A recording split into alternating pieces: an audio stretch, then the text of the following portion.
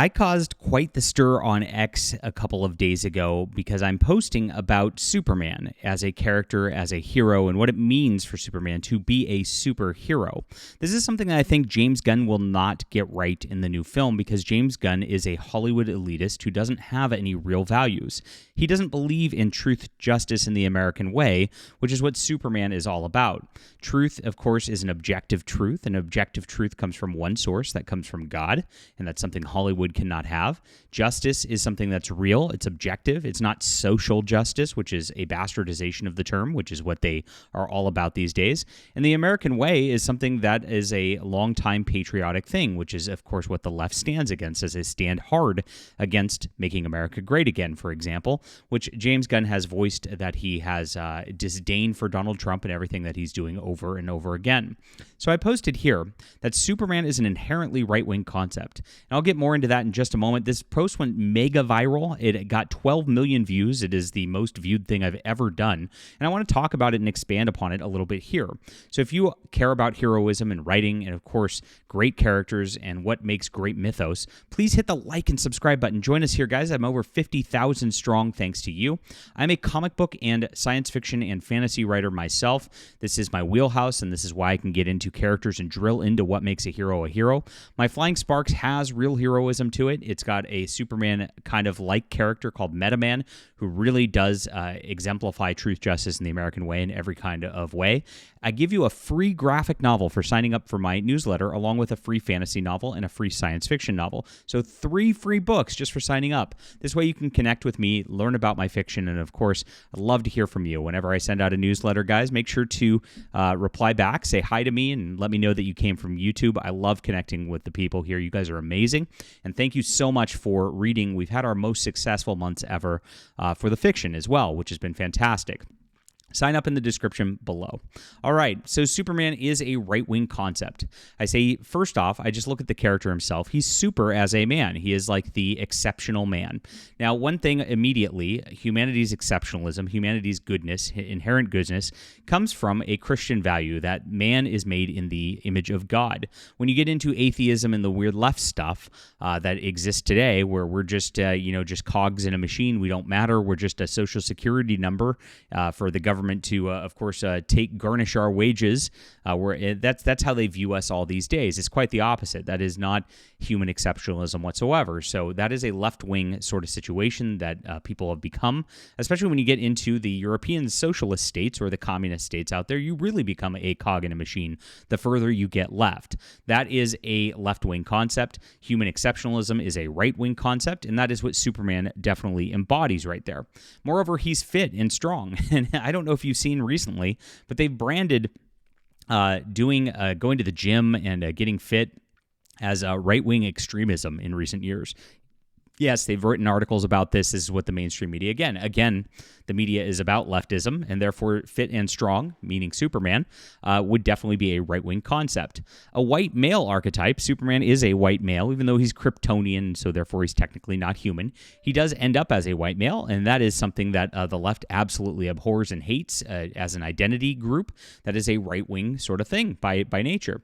And he's also loyal to one woman in marriage, that is Lois Lane. He's been so for a lot of years. This is one of the few marriages in comics that they haven't erased and dissolved, thank God.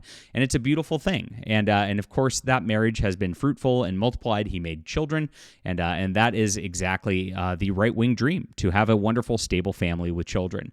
So right there, you just have that. But let's go back and take it back to where Superman grew up. Clark Kent grew up in Smallville, a small town in rural Middle America. Rural Middle America, again, is red state territory, right? That is where all of the things grow up. That's where you get the values like that. Ma and Pa Kent grew him up on hard work, the Horatio Alger kind of archetype right there, where you work hard and you become a success, and he embodies those values, which are, again, right-wing Middle America values. And, it is very simple just coming from there, where it all goes up. in the early issues, Superman definitely fights the government. He actually goes and takes out corruption in Washington, D.C. by throwing some punches and swinging some punches. It's pretty crazy, and he's very anti-war. He also just takes, of course, the concept of justice into his own hands because the government won't do what it needs to take. That is something that is very much a testament of individualism and using exceptionalism on that level, which makes him more of a right-wing character as well. I loved the issue when I was reading it, when he was going through and there's drunk drivers on the road running into pedestrians too much. He's like, you know what, I've had enough of this. So he actually goes and stands in the middle of traffic, and when he sees somebody swerving in the street, starts picking up cars and tossing them over bridges.